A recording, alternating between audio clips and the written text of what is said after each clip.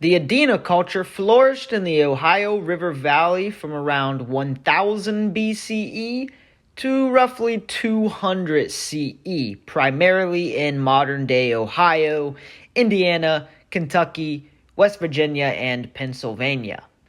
Now, while they weren't the only mound-building culture in the region, they were among the earliest, and they certainly set the stage for later groups like the Hopewells or the Mississippian cultures. So, the Adena culture is often viewed as the pioneers of the mound-building game, and that continued to shape the landscape of ancient America well past the Adena culture's lifetime. The Adena culture is much more than just their iconic earthworks. They were able to develop a complex society with intricate burial practices that involved a rich spiritual life and an economy that supported their growing population. The exact origins of the Adena culture remain somewhat of a mystery. Archaeologists classify the Adena culture as just that, a culture, rather than a tribe or a unified political group, and that's because they were more or less a collection of different peoples that shared similar customs, such as burial customs, tool making, and lifestyle patterns. Most of their settlements were located near rivers, especially the Ohio River, where fertile lands provided abundant resources for farming, hunting, and gathering. The Adena culture lived in a small, dispersed amount of villages consisting of circular houses made from wooden posts and thatched roofs, and these villages were often close to their ceremonial centers, which included the earthworks and burial mounds. And speaking of the mounds, this is perhaps the most recognizable feature of the Adena culture. The Adena built conical burial mounds, some reaching over 65 feet in height. These mounds weren't just heaps of dirt, but they were carefully constructed earthworks that often covered elaborate tombs. One of the most famous Adena mounds is the Grave Creek Mound in West Virginia, and it stands at over 60 feet tall and 240 feet wide. Some of the footage that you're currently seeing now is from a site visit that I did here on the YouTube channel where I visited a mound in Ohio that was built by the Adena culture. This is called the Williamson Mound. These burial mounds were likely more than just graves. They were likely ceremonial and spiritual monuments in nature, and they possibly represent a connection between the living and the afterlife. Each mound typically held the remains of multiple individuals buried with grave goods like pottery, tools, and other ornaments, typically made from things like copper and shell. The larger and more elaborate burial mounds were likely reserved for important figures in the region, such as leaders or spiritual guides/shamans. In addition to burial mounds, the Adena also constructed earthen enclosures, which were circular or elliptical in shape. These circular earthworks may have been used for religious ceremonies, social gatherings, or even astronomical observations, possibly using them as some sort of clock. Some sites align with solar or lunar events, suggesting that the Adena had a deep understanding of the natural world and possibly used these alignments in some sort of ritual. The Adena culture were primarily hunter-gatherers, but they also practiced early forms of agriculture.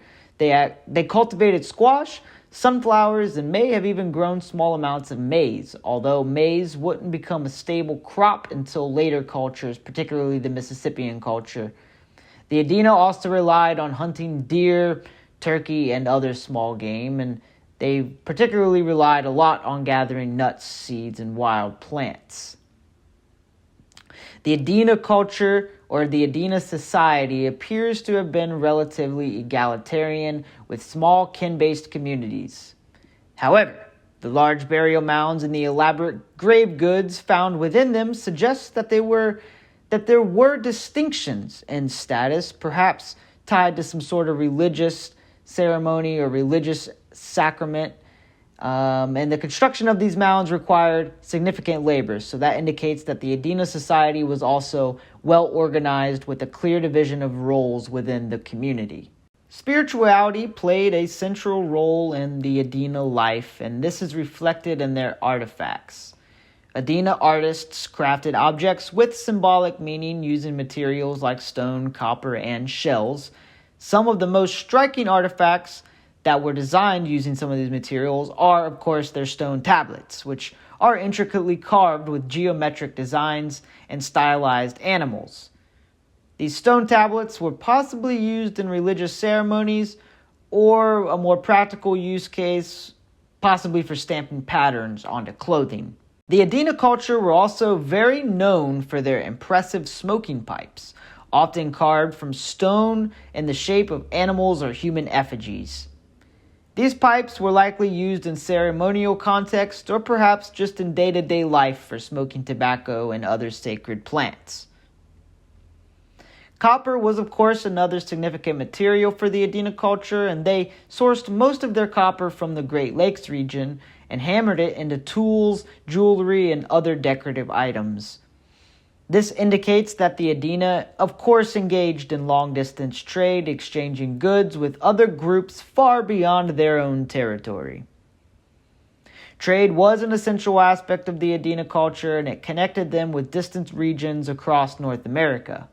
Materials like the copper came from Gulf of Mexico and mica from the Appalachian Mountains, indicating that, of course, the Adena participated in this vast trade network. These trade connections weren't just about exchanging goods, though. They were likely also used to spread the facilitation of ideas, beliefs, and other cultural practices between different groups.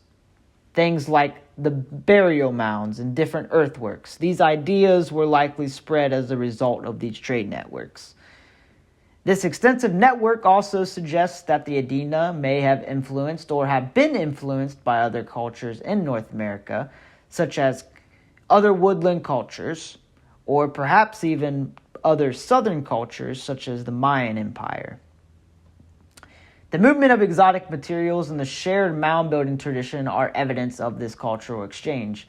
And I'd also like to add to that the religious aspect of things, the naturalistic, religious, shamanistic aspect of things. You'll hear people like Graham Hancock talk about this. And while it does veer a little bit into pseudo-history, quote-unquote pseudo-history, there is quite a bit of evidence that suggests that this ancient religion is connected in some sort of way. Aside from the point, by around 200 CE, the Adena culture began to merge with and be replaced by later cultures such as the Hopewell culture. Now, while the reasons for this transition aren't exactly clear, it's likely that changing environmental conditions, aka drought, population pressures, and shifts in social and religious practices contributed to the decline of the Adena. However, the Adena left a lasting legacy influencing subsequent mound building cultures and shaping the prehistoric landscape of North America. If you found this exploration of the Adena culture fascinating, make sure to like the video and subscribe here at Doogie's Earthworks, where we'll be delving into many, many more different cultures and many, many more different worlds to explore. So thank you very much, and I'm out of here for today.